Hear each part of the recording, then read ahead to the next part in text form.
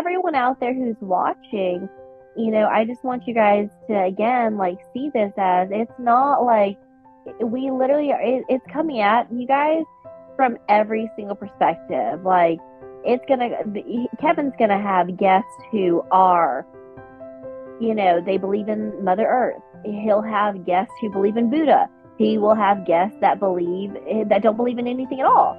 But it's just like it's a place for you guys to come and feel safe. It's a place for you to come and feel love, receive love, and be able to accept love.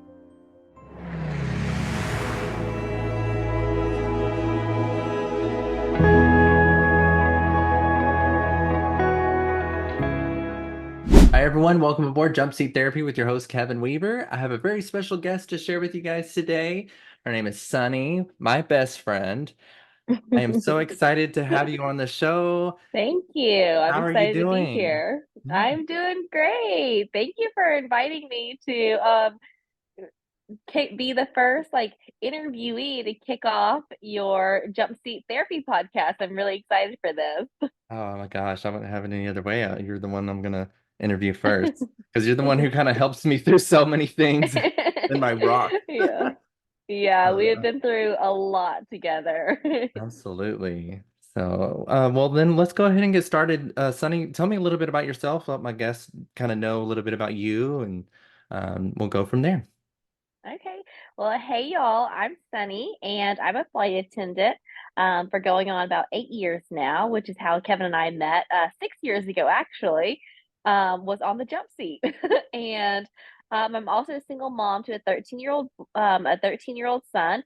So shout out to all those single working moms out there, especially to who are raising teenagers, because it is no easy task. I question myself daily and question whether I'm a good mom or not, which is why I find comfort in jump seat therapy. Um, because it's a very unbiased place where we as flight attendants can sit and just talk about everything going on in our lives without really any judgment being tossed at us. And then the best part of it all is like unless you guys really click, you're never going to see that person ever again. So Exactly. I just really love the idea of jump seat therapy, and I love that you brought it to a podcast because now we get to share with others what we talk about. It's not necessarily gossiping; it really is like therapeutic for us in many ways. Yep, that's what I want to bring to the world. It's like, it's just everybody has their own backgrounds and they have their own beliefs on things. Hmm. And really, it's all, based on love. It's really the thing that's most important in Yeah. altogether. So coming at things with love and setting your biases aside and just listening to someone and hearing their stories. And as you're growing and developing in your life, hearing these stories or hearing people's, quarrels even you can kind of become an observer and look at it all and be Hmm. like, oh, okay, that's how Well, I can that's what, apply this in my yeah, and life. that's what I like about being on the jump seat too, and talking to people who, yes, they're our coworkers, but they're coworkers that we literally just met, or that we're most likely never going to see again. So Yeah. it's like going there and talking to each other. It's like we get to hear their stories, and being a flight attendant, we're not just traveling to all these exotic destinations like most people think. Like we have lives outside of flying. And I think that's something that a lot of people don't, the general public don't understand, is they just assume that we're always just traveling and we're having a good time. But I have worked with flight attendants who have been going through a divorce. I have worked with flight attendants who are caring for their elderly family members in hospice. I've worked with flight attendants who are going through an adoption. So it's just incredible to be able to fly with this different variety of people, but also be able to just talk about, our lives outside of flying, because a lot of times we will find something relatable with one another. Yes, I love it. It's just the diversity in our job is just amazing, and it expands my world. It expands Yeah. my way of thinking. It expands like new levels of me, and Hmm. I love it. And it's just like, man, if I could just take that to everyone and just, you know, Yeah. explore Because it this world. increases. Right, and it increases like your wisdom and discernment of how you navigate your own personal life, and then you like to be able to like feel that like it's almost like an accomplishment, and it is like you want to just share it with everybody. So it's like if you see, oh my gosh, these shoes are 50% off, you want to tell everybody about it, Right. And you get so much perspective from one another. It's just, I don't know. Mhm. Amazing. So I have, let's go ahead and get into some questions. Another question I have before we really dive in more deeper. Um, so because the podcast is here to kind of help share people's stories and experiences in life spiritually or whatever it may be, I kind of want to keep it an open book to whatever, but definitely in a positive note. One of the things that intrigued me on the jump seat, meeting new flight attendants, is hearing people's obstacles and how they overcome them and work through them. So my first question for you is, what are ways you handle some of the toughest obstacles in your life? Very good question, because being a single mother and one who is a flight attendant having full custody of my son has been one of the toughest obstacles I have ever faced in life. It really did make me question, like, am I insane for doing this? But some of the ways I've handled it is like, I like you meet people on the jump seat and you just really become you meet some people that you just become like literally best friends with, like you and I. And you meet some people that you really just don't like, and and it's okay because you'll never have to see that person again.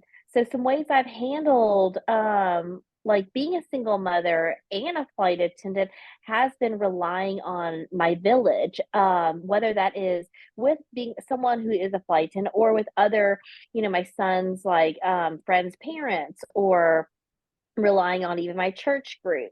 As far as like that goes for like my environmental stress. As far as going for a more inward obstacle, because I feel like that's something that a lot of the reason we refer to jump seat therapy as being so therapeutic is because we all, even face tough obstacles within ourselves.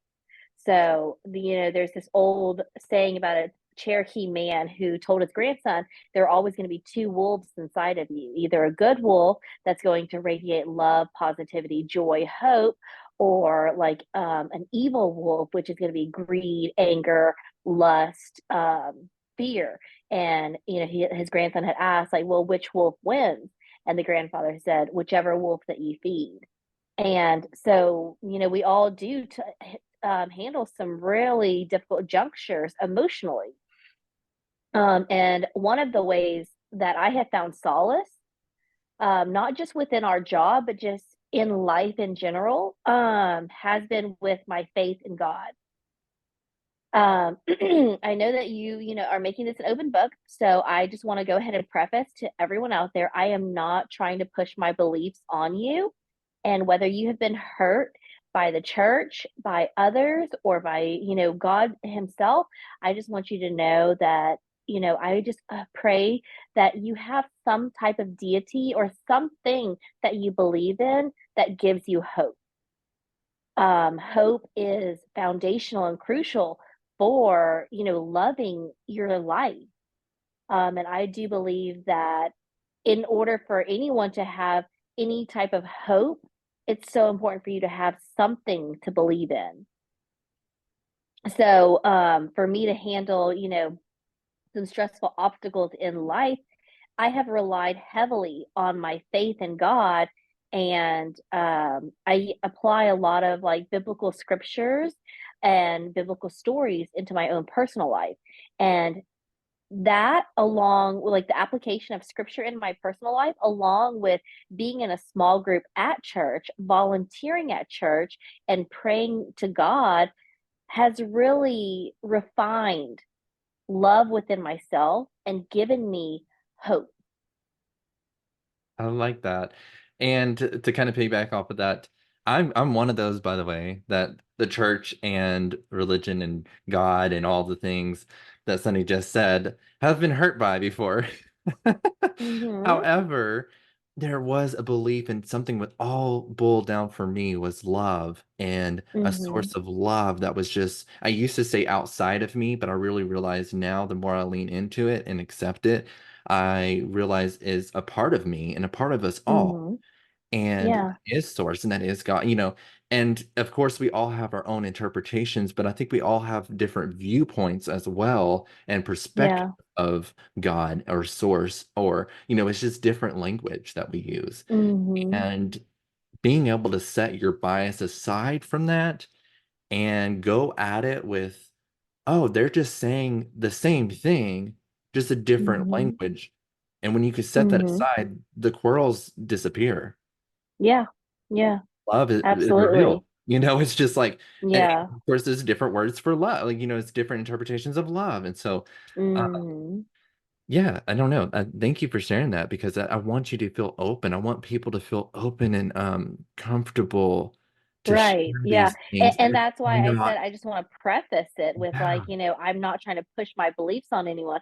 And I do want others to know that this podcast is not going to be a Christian based podcast or an energy based podcast or, it's really not based on or a anything other political than one. love. Yeah. Or a That's political another one. thing God too. It's like forbid. Oh it my doesn't gosh. matter. Yeah, Mm. exactly. Yeah. So like this podcast is, the premise of the foundation of this podcast is simply love, to share love. Yeah. Absolutely. And that's exactly what I want to do with this. So, speaking about love, that's our topic. That, because Sunny and I talk about this all the time. We just want to expand our world with Yeah. love. Like, I want I've had so many acts of love, I guess, in my life being presented, and it just, every time it happens, like something so that loving feeling, everyone knows that feeling when someone does something for you so nice, and you're just like, you could tell it came from a Right. space of Yeah. love and you're just like, oh man, I want to be more like that. When I see that, I'm like, Hmm. that's what I want to be a part of in this world. If I'm going to still be here, I'm going to make it the best and I'm going to lean into that love and let that Yeah. radiate through me. Like let love drive my life. Um, Hmm. so yeah, that's great. I love that. And so let's go ahead and get started in that topic then. I have a few questions in there that you and I have been discussing, but I want to, go ahead and get your thoughts on these. So first question, how do you define love? So Mother Teresa, I am such a nerd, and I draw a lot of insight, wisdom, and just you know um, quotes to be able to help me out through like philosophers or theologians, poets, just great prolific leaders. And so Mother Teresa once said so beautifully, not all of us can do great things, but we can do small things with great love. And so for love is the most studied of all human behaviors, and yet it's still the least understood. There are currently still researchers out there that are studying why love is such a strong emotion, because it drives, well, why love is such a strong behavior, a strong emotion, because it drives behavior such as ambition and revenge. Well, that being said, I think that love is the feeling of wholeness. It's the feeling of protection.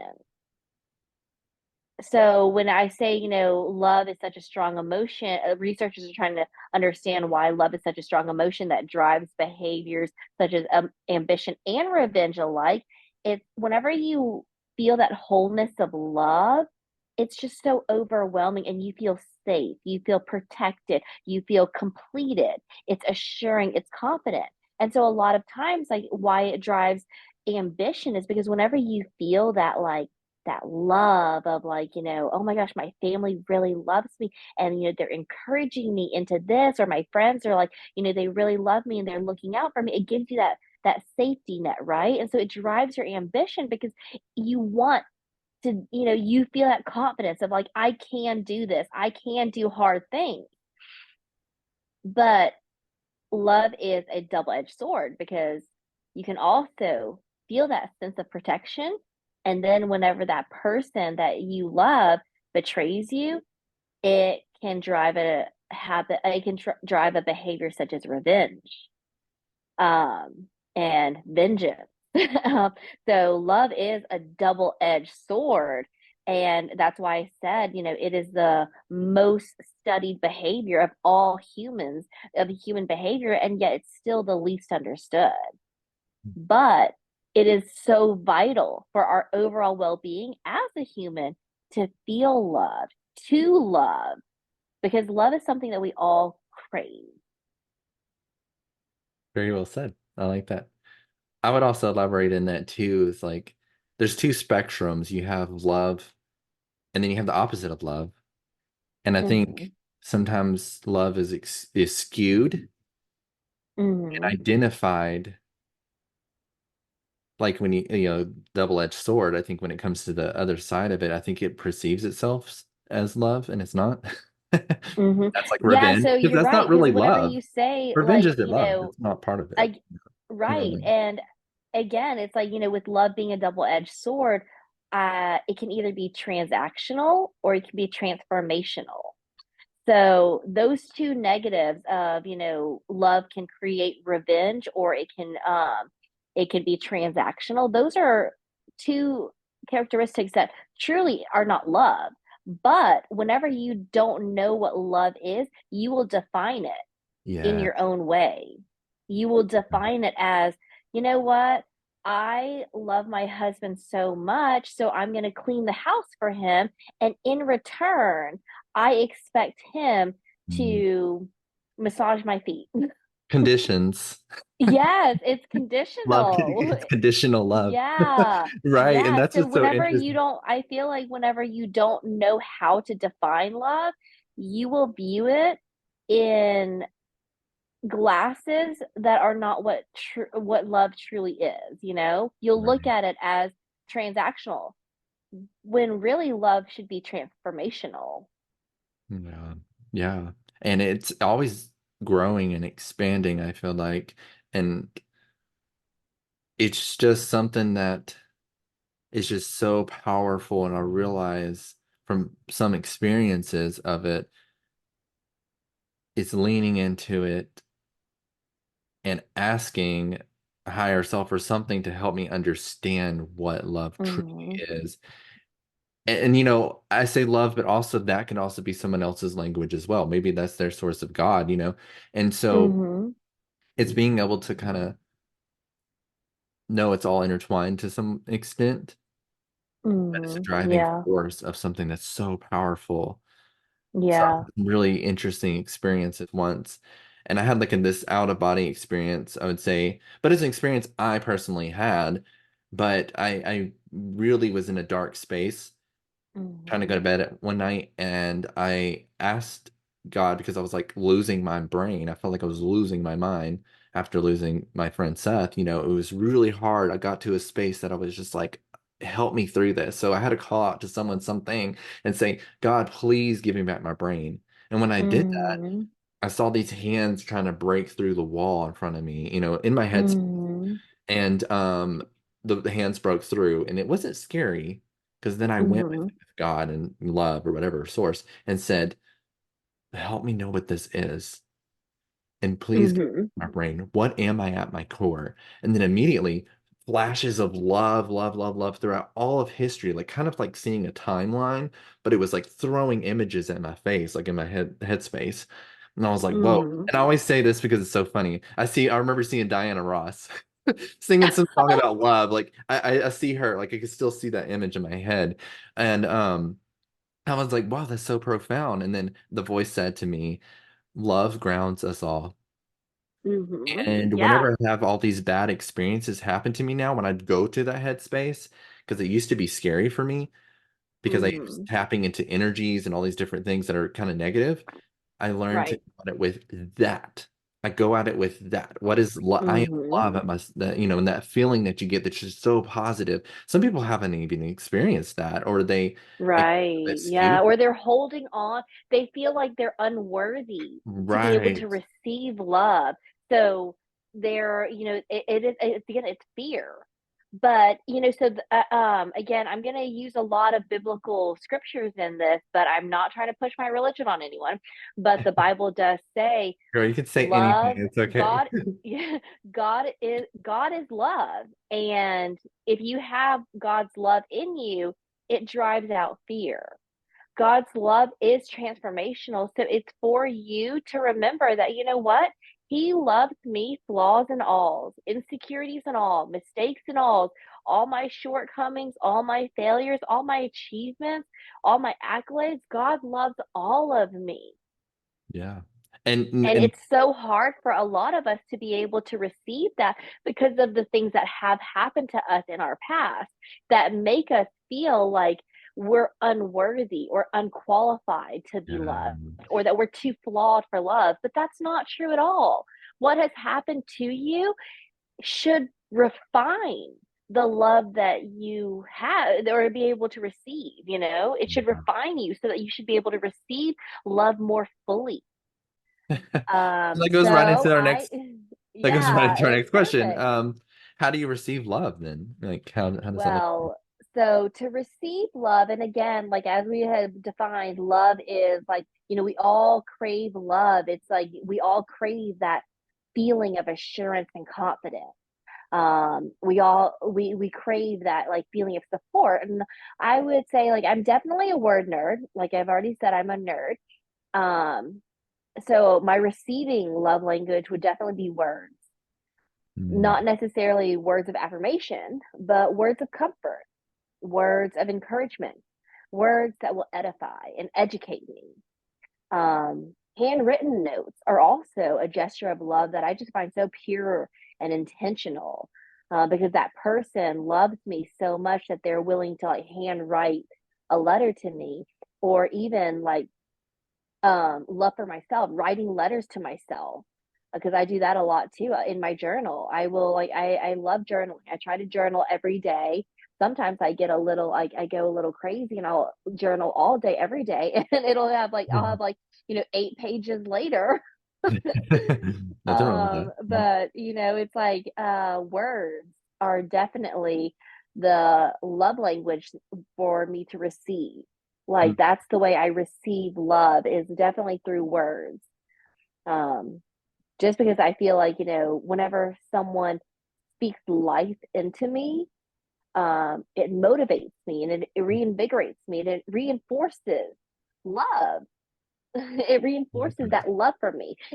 For me, like, having you, Kevin, like whenever I call you, whenever I'm upset or having like a bad day, and even just having you sit there and say, just let it all out, just feel it, sit with this feeling. It's like, it's that those words. You're not saying, you're not like, it's not necessarily like, oh, you're strong, you're beautiful, you're loved, you can do this.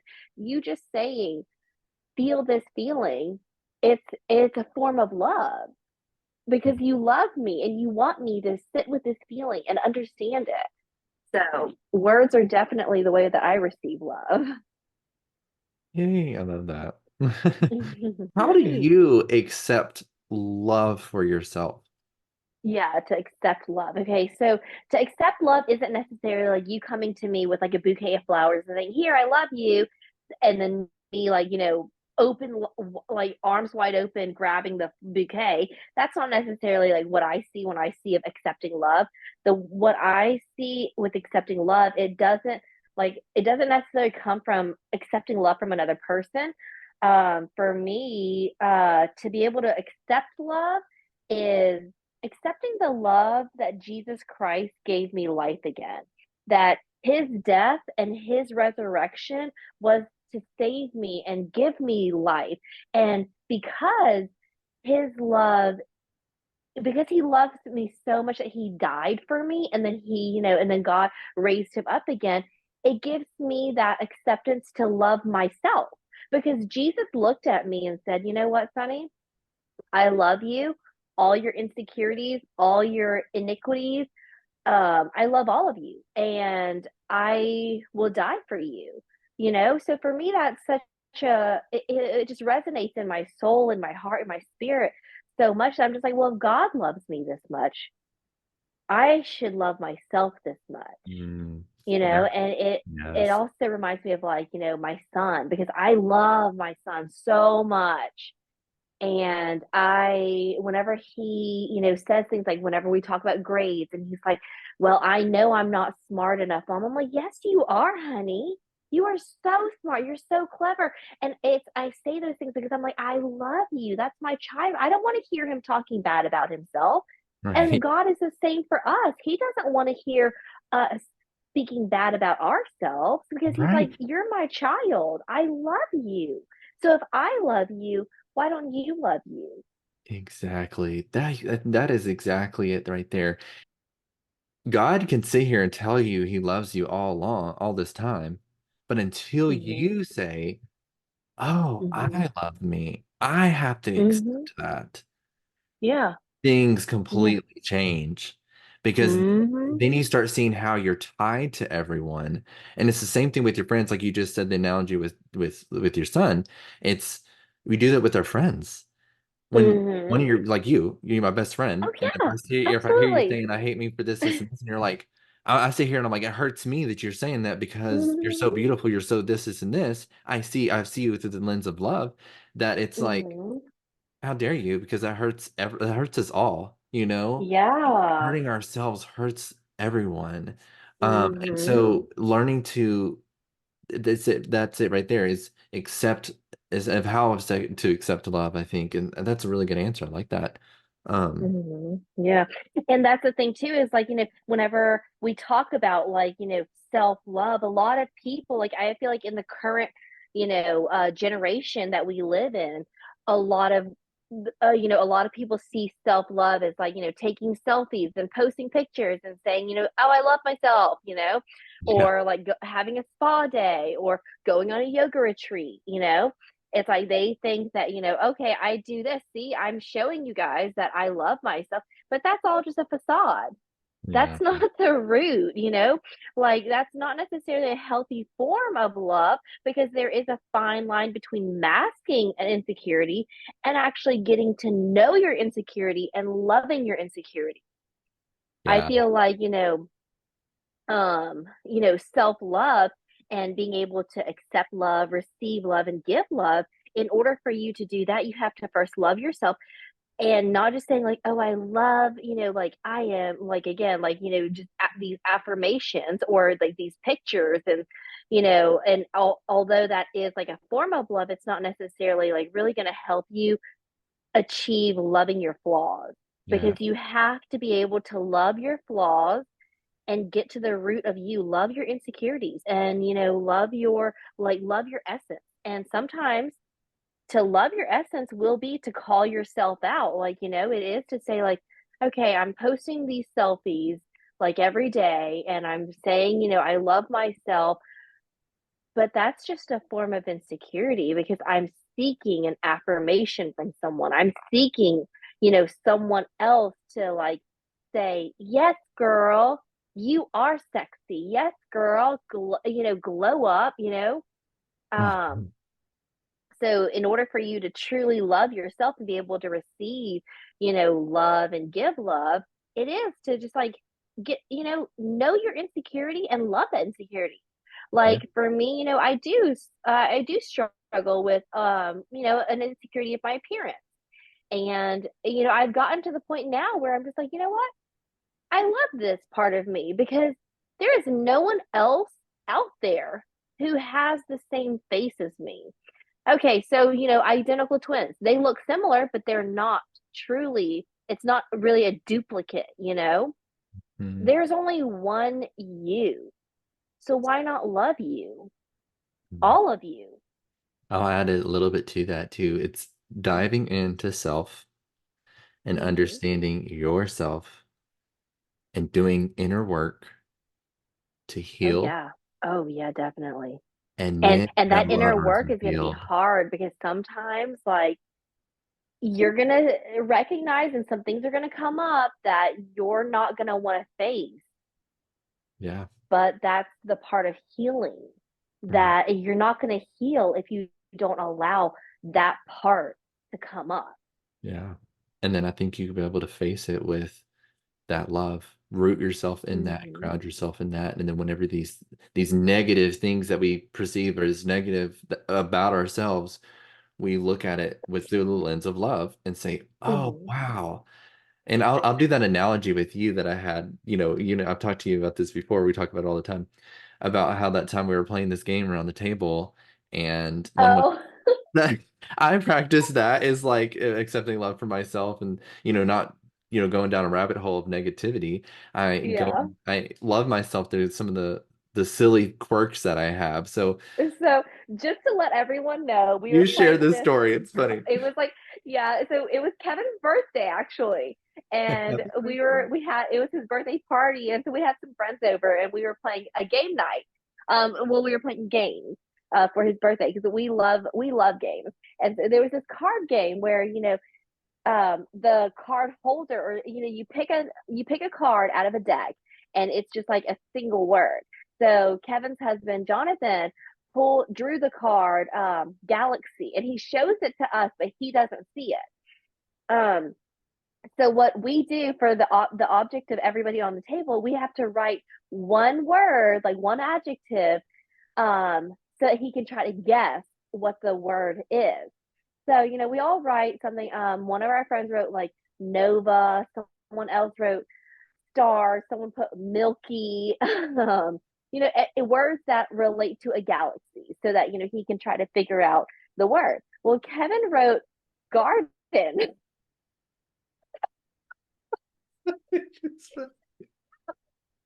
So, I wrote whenever garden, we, like a garden, like garden, like plant G seeds, A R D flowers. E N. Like a field of flowers. Yeah. So whenever time's up, and we have to flip our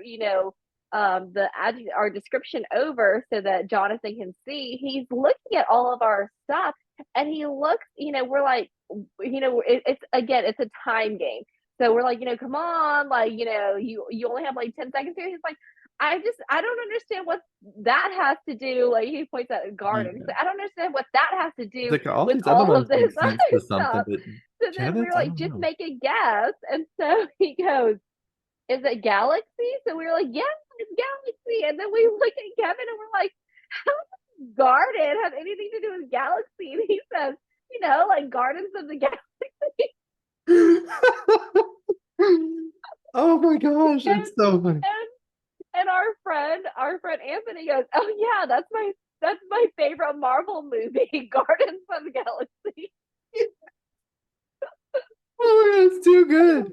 I still laugh at it to this day. Like it's just And like the thing was like because we were all it was a table of like gosh like maybe 9 people, and so we're all laughing at Kevin, or we're like not laughing at him like in a mean way, but we're all just laughing, and he's laughing along with us, and he's like, oh, I must have just had a brain fart or something. But it was like, to me, like, to see the vulnerability where he was like, he didn't hold himself, like he could, because he could have went inward, and he probably honestly would have, like, before he well, started his self healing yes, and journey, I he did. definitely, I totally yeah. did. I used to go into like those little moments and Hmm. just Of like self deprecation. self-deprecate. Yeah, no, I'm constantly going to this big cycle. Like I would go down a rabbit hole with it and say, like, oh my gosh, I'm so stupid. Like, oh, that's my Kirbyville I education, by the way. embarrassed myself. Like, it's just like, oh my gosh, why did I mess up? And even something so small like that, I made a big deal out of it.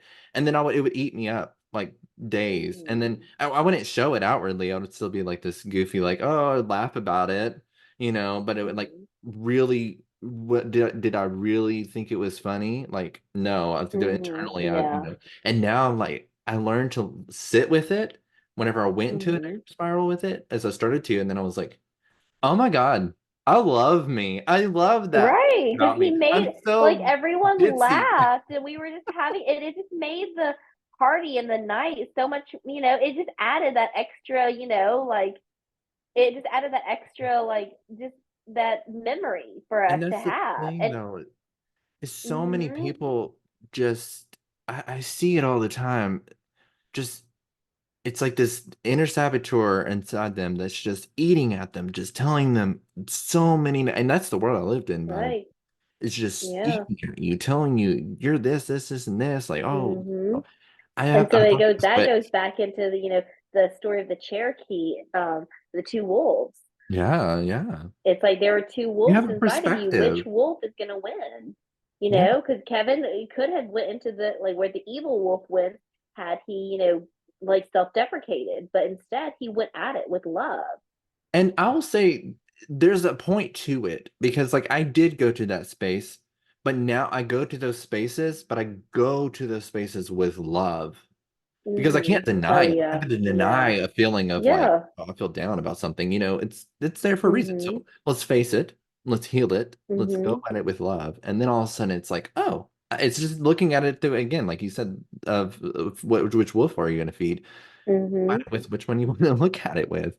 You have Right. a negative and you have a positive. Let's go at it with the I positive. like how you say, look at things with the lens of love. It's like, what glasses are you putting on today? Are you going Yeah. to put on glasses of love? Or are you going to put on glasses of fear and, Yeah. anxiety and, things that are just going to stress you out? Like, even those words alone, just they don't spark joy in anyone. Right. So I'm gonna go moving right along and go to my next question. Um, I think you kind of answered a little bit of this one. How do you practice self-love? And what does that Oh look like for yeah, you? yeah. So I mean, again, it's like practicing self love. In order for me to receive like self love was to just like like I said, like have my salvation in Jesus Christ helped me to be able to receive my own love for myself. And so the way I practice self love is, I studied the greatest love letter that was ever written, which is the Bible, Oh, because I get so excited about it. I get so excited about the Bible. Like Kevin, like I study it mhm. like daily, and I just like love applying scripture to my personal life, but also to be able to give encouragement and love to my friends. Um, and it's crazy because like when you are excited about something, you crave it, you thirst for it, you hunger for it, you want more because the neural track in your brain releases dopamine, which activates the limbic system in your brain, and that's an area responsible for your emotional responses. So, because I crave it so much, it's just like I'm going to keep feeding it. And so practicing self-love for me, it's definitely like Bible study, but also prayer. Praying to God helps with my self-love, and then also just sitting with myself and my thoughts.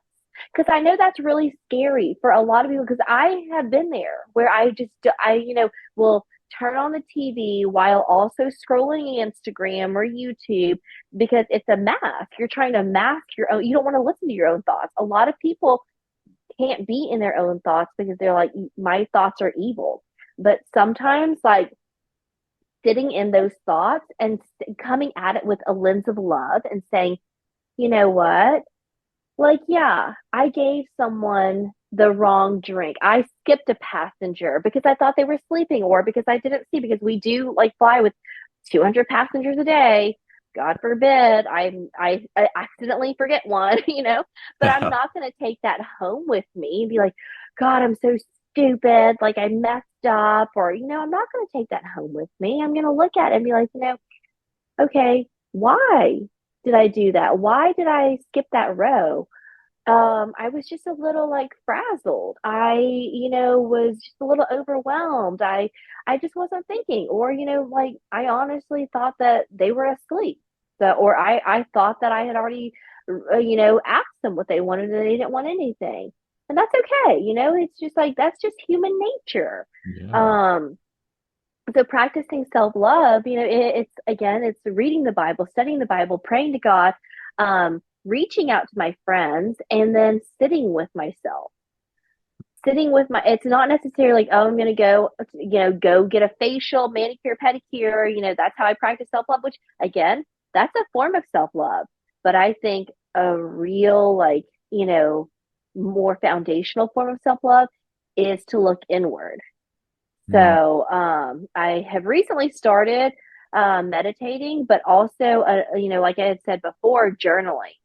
Journaling for me, it's not just because I'm a nerd, but it is so cathartic because you are just like dumping everything. You're writing it. And for me, like to physically write something, to manually, like, like have a written form is better than like typing it on my phone, because there's something so inherent and intrinsic about the physical manuscript that resonates into your mind so much better than typing or thinking or voice recording. Yeah, those are some forms of self-love that they work for me. So, I just want to go ahead and tell everybody that too. Like my forms of self-love, the way I practice self-love, it works for me. It might not necessarily work for you, but it works for me. And, that's how I find love and solace. Um, yeah. I like that. Last question in this segment. How do you spread love? How does that look? Yeah, so that all of this, it does like all, it's a chain reaction, right? Because Mm. if you don't know how to love yourself, you're not going to know how to properly spread love. Because our favorite, RuPaul, what does he always say? Yes. If you can't love yourself, you can't How love nobody nice. else. Yes. Yeah. Yeah. So, to be able to spread love, it does definitely come with like getting to know yourself and loving yourself. And like, then you'll be able to spread love. And Kevin knows like a lot of the ways I spread love is by just sending like text messages of just like, hey, just want to let you know I love you. I'm thinking about you today. And I just wanted to let you know how grateful I am for you. Another way of spreading love to others is when I see a passenger on the plane who, they're like, and a lot of times you can actually diffuse a lot of heated moments with love. So again, this goes on to like putting on your lenses of love. So I see a passenger getting, really upset about this connecting flight. Like the flight was delayed and, because we had a mechanical issue. So the flight's delayed. So now her connecting flight is even tighter. She's like, I only have 15 minutes to get to my next gate before they depart. And I'm all the way back there. And she's like, just like elevated. And so a way I would practice spreading love is just like, this actually happened. We were going Orange County to Chicago, but we had a mechanical issue in Orange County. And so it delayed our departure. Well, this passenger had a connecting flight once she got into Chicago. She was going on to like Boston or something. And she was like, really upset and just like, like I checked my luggage. Is my luggage even go? She was just like so upset. So, I just like listened to her, nodded. I wasn't like getting up, like, well, why did you do that to yourself? Well, you did this to yourself. I never try to put the blame on anyone else, because that's not really a form of love. Mm. So what I told her was like, well, so where are you connecting to whenever we get to Chicago? And she's like, I'm going to Boston and it's the last flight of the day. And I was like, oh yeah. Um, and I hate to say, another thing is I say this sometimes, but I try not to anymore. It's like, well, we can make up time in flight, because that's kind of giving false hope sometimes.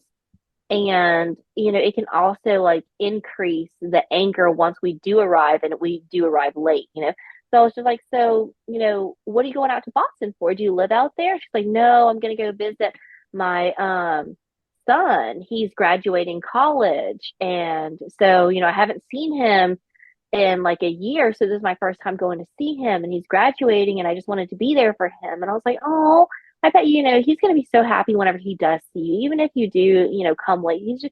It's just having your presence there is going to just like change his whole world. And, he's going to really enjoy that. And then I would just like change it to not change the subject, but like, what is he studying in school? And she just got so excited talking about her son to the point where she forgot we were even late. I love that. I like, So, some of the ways I like to spread, and same with my coworkers, because, again, we have lives outside of being a flight attendant.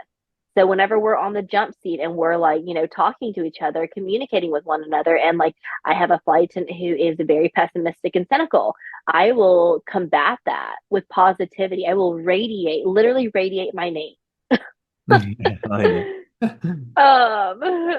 And it either changes her perspective or that person's perspective, or they just stop talking to me completely because they're like, she's just gonna keep coming at me with love. So, And that's usually me sometimes when someone's in the negative bubble. Sometimes I'm just there to listen, and then I'm like, mhm, you know, let them have it. Like they need that space right, for a moment, and just. yeah, But I think what you're saying too, and I think is really good, is you're being present and hmm, and and building relationships or understanding where someone else is coming yeah. from is a source of spreading love, I think, Instead of just like, yeah, instead of pacifying them. And that's easier to do once you've done that for yourself. And you can kind of take Mm, yourself out of the yeah, picture and say, like, okay, what's really going on here? Versus just going right. off of impulse or just going off of my own Hmm. emotions. Like, what are they coming in? And I think that's what you did in that scenario. I think very well said. I feel like another way to spread, love is doing that. But it's easier Hmm. to do, like I said, when you work on that inner part for yourself. Yep. Yeah. Because you're not going to know how to diffuse a situation or share love with anyone if you yourself are battling with self-deprecating thoughts. Yeah. Yeah. Yeah, absolutely. So, Sunny, it's been so great talking with you. We can go Oh, I on for love talking to hours. you. Oh, yeah, we can. So I have some ending questions that I share with all of my guests. So you're the first one to experience these Yay. questions. Yay. And I'm gonna throw in another one in there. I may keep it, I may not. And because I think it started in the beginning of the podcast, but um we'll go ahead and get started with the first one. So if you knew you wouldn't fail at something, what would you be doing? So if I knew I wouldn't fail at anything in life, I would, gosh, there's so much that I would do, but like, first and foremost, what I would do is go back to school and actually like study neurology because I just love the biomechanics of how the brain works. I really do believe the brain is an organ. However, I do believe that the way it operates is a muscle. Like why do they say like whenever we're working out, like your body will create that mind to muscle memory. Well, it's the same with like in life, like if you so I have my struggles, but like I am in the process of healing, and healing is not linear is what I have learned from this. However, I have also learned that nostalgia tends to throw you off of your self-healing practices, because nostalgia looks at the past in rose-colored glasses and omits the truth of that moment. What Hmm. I have been able to do is like, recreate better habits, new habits, like going out for a walk every day, breathing fresh air, writing poetry, listening to uplifting music, because whenever so like I had talked to you about before, of like whenever you start to do something and it excites you and you crave it, it creates a new neural tract in your brain.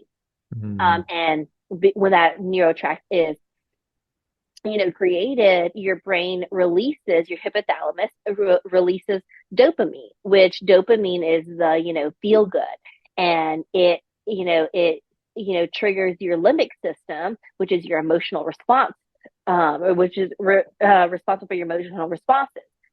So whenever, you want to backtrack in life, because a lot of us do this, a lot of us will backtrack because those neural pathways are still open.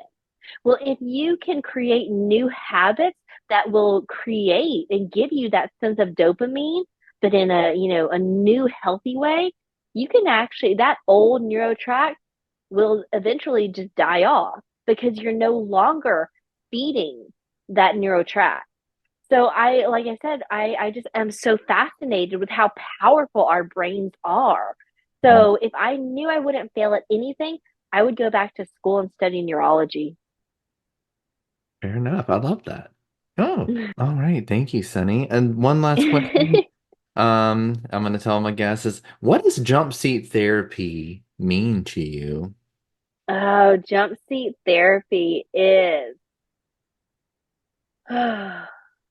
it is so cathartic because you are literally talking to a completely unbiased person, someone who does not know you. They don't know your mistakes. They don't know your past. They don't know your achievements until you like tell them about it. But they're not going to judge you based on it. Like they're not going to prejudge you for anything. So jump seat therapy for me has been so revolutionary in so many ways, and it's free. So Mm. it might not be professional like help and professional advice, but at the same time, I don't have to take that person's advice because I'm not paying them. Right, So right. it's like, I'm probably like, and if they give me some really crappy advice, like, I don't never have to fly with you again. The chances of you and I seeing each other again are like 1 in 10. Exactly. So jumpsuit therapy for me has been so cathartic because I have met some very amazing people who have become literally siblings to me. And you, Kevin, you are my actual like soulmate. We Absolutely. just don't have the same Same. preferences. Yeah.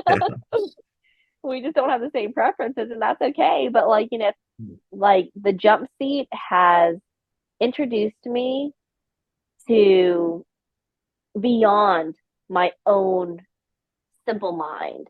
You know, it has increased my awareness to others.